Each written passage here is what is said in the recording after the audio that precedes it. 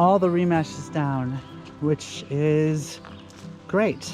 The concrete guys did it for us. You know, frankly, I don't think we mind a bit. It would have taken us a lot longer than it took them. This lets us focus on the radiant, which is good. While they were here, they also drilled 5/8" holes into all of our concrete columns. What we're gonna do is stick in 1 foot number 4 rebar into all of them, and we will epoxy it with Simpson Strong Tie Set XP, which is a anchoring adhesive for concrete.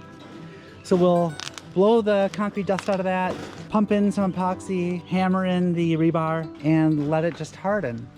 Once it's hardened, we will connect all the columns with a piece of rebar that goes all the way around the inside of the main barn, and we'll have another one connect all around inside the office here. So both of these areas will be fully connected together, which is kind of cool. It'll lock the concrete slab in place, it'll lock all of our columns in place, and provide a boatload of strength to the whole thing.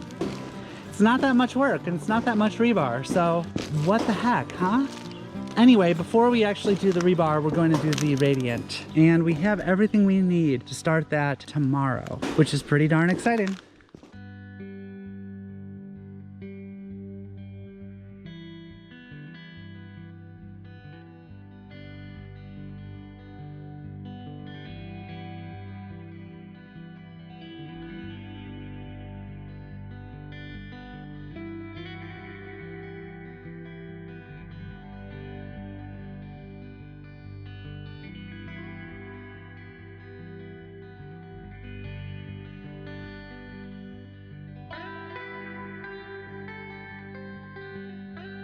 We have 2 zones. The first zone is for the north side office here. It's just 1 loop.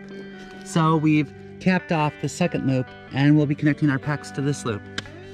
The second zone has 3 loops, and the 4th is capped off. For each of these, they come with an automatic vent valve, drain valve, and we purchased a pressure valve for them. Basically, it's a normal tire filler-upper thingy. Schrader valve, is that what it's called? And then the actual gauge and a plug down here. So this is how we intend to do all the pressure testing of the system. Just get this all nice and tight and connect the 3 loops here and the 1 loop here.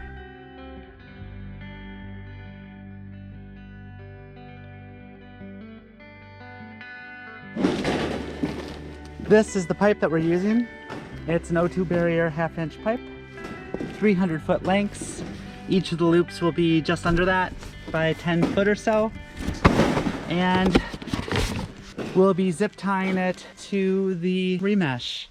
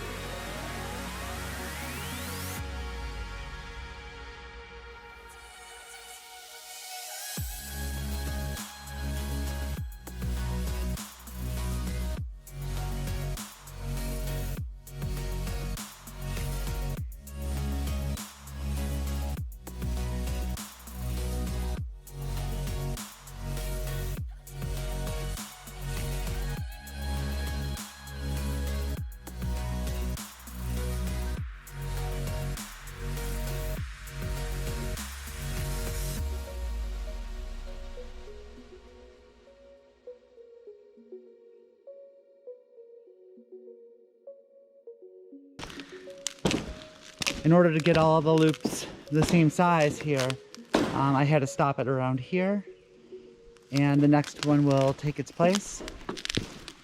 I planned all this out in SketchUp, where I could kind of goof around and move stuff around until I got the same lengths on all the loops.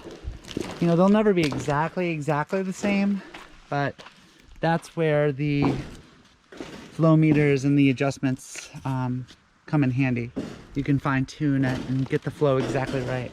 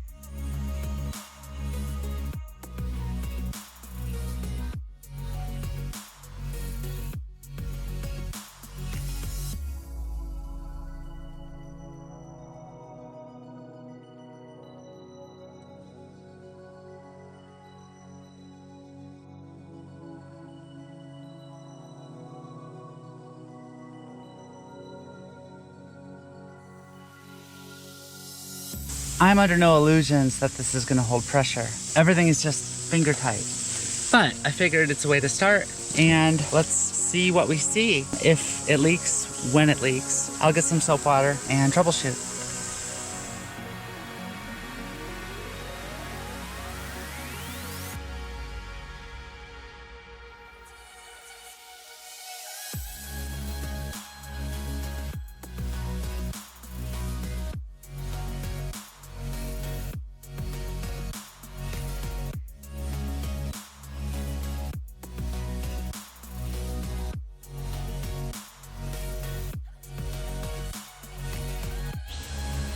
So a real testament to this valve.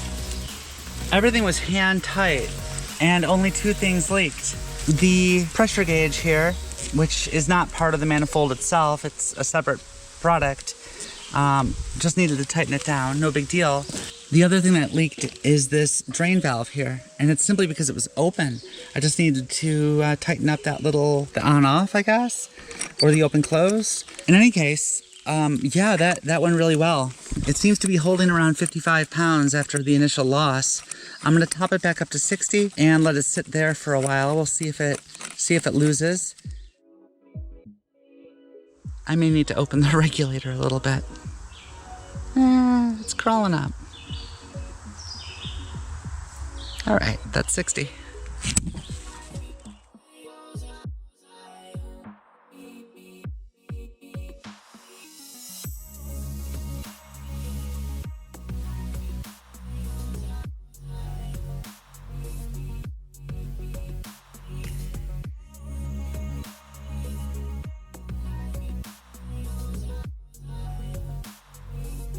Okay, we've got 60 on both loops. Let's take a little break and see what happens.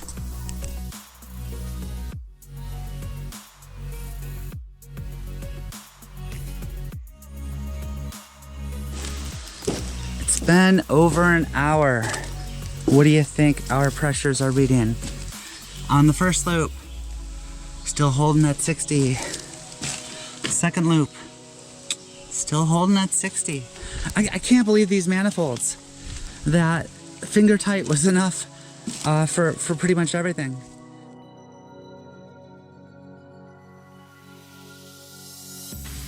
A bonus for this slab are these two little pipes that kind of go out like feelers into each of the zones. One feeler is into the main pole barn area, and then the other heads into the office zone. Each are about 5 foot long, and they're for slab thermocouples. For example, here's a Techmar sensor. It's about a 10-foot long thermocouple, and the concept is that you stick that into the slab and can read the temperature from the slab itself. Why would you want one of these? Well, the barn is a perfect example. Let's say that you open the big door and all the air from the barn dumps out into the outdoors, and you have very cold air in the barn. But let's say that the boiler had been running and pumping through that slab, and the slab's already at temperature. It's already 80 degrees. When a normal thermostat detects cold air, it's going to call for heat. But if the slab's already at temperature, we probably don't want to pump more heat into it. It's just going to run the pump needlessly. So in this case, you can set an override and say, hey, if it hits 85, don't send more heat. There's probably enough heat in the slab to refill the room. If the slab temp drops later and the air is still cold, then please provide heat. I hope that makes sense.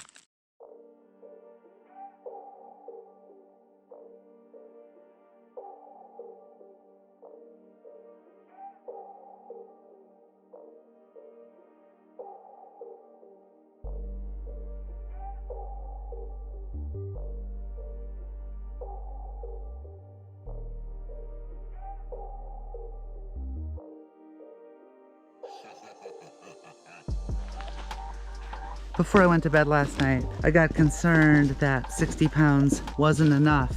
I hadn't heard back from the inspector yet, so I snuck back and increased that to 100 pounds. Of course, now that the sun is out, it's gained maybe another 5. So we're holding strong, over 100 pounds on both loops, which is fantastic. This PEX is rated to 100 PSI, up to 180 degrees Fahrenheit. So I believe it'll be fine to sit like this for a while. I scheduled the inspection this morning, and it's going to be in 4 business days, plus a weekend. So we'll certainly have an opportunity to see if it loses any pressure. I don't think it will. Everything went together so easily and smoothly that my guess is it's just gonna sit there and be happy.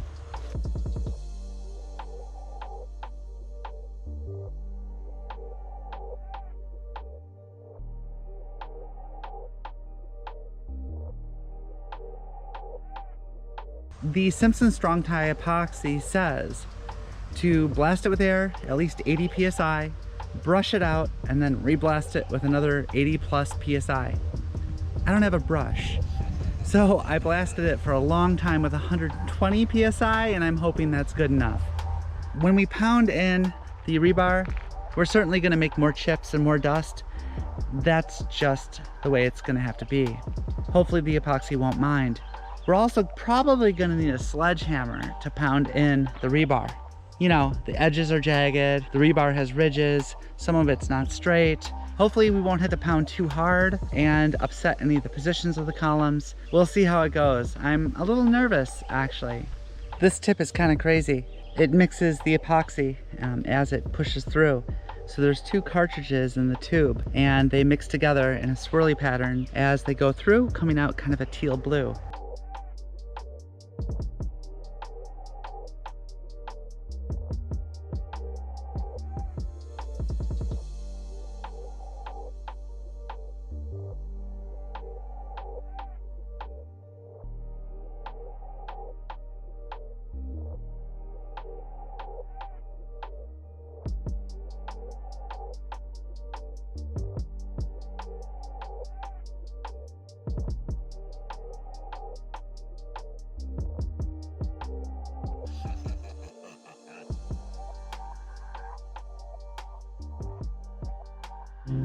Okay, I'm gonna say that worked. It did move the column though, ever so slightly. So that kind of sucks. These columns are gonna be pretty fragile until all this concrete is in place holding them together.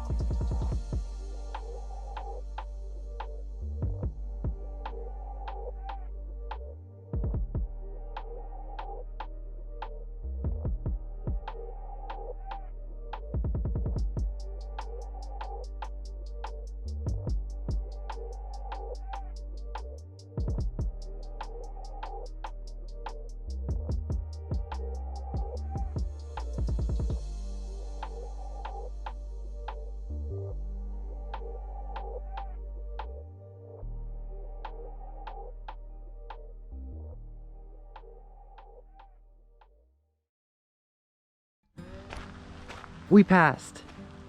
So the inspector came out today and served us pie. Honestly, he jumped out of his truck with a pie. Banana cream pie, to be precise. It was excellent. Seriously, it was excellent. In any case, he sat down, chatted with us for a good hour, shared some secrets of his famous pie crust, and slapped an approve sticker on our manifold. All he was looking for was that the piping from the factory wasn't ruptured. And as far as he's concerned, holding pressure at all is a sign of success. So I was worrying about nothing. I was like, oh, do we need 60 PSI? Do we need 80? Do we need 100? I better put it at 100 just to be safe. No, 4 PSI would have probably been sufficient. But I feel personally better with 100. And we learned a little bit about the system and the process. So that's pretty fantastic.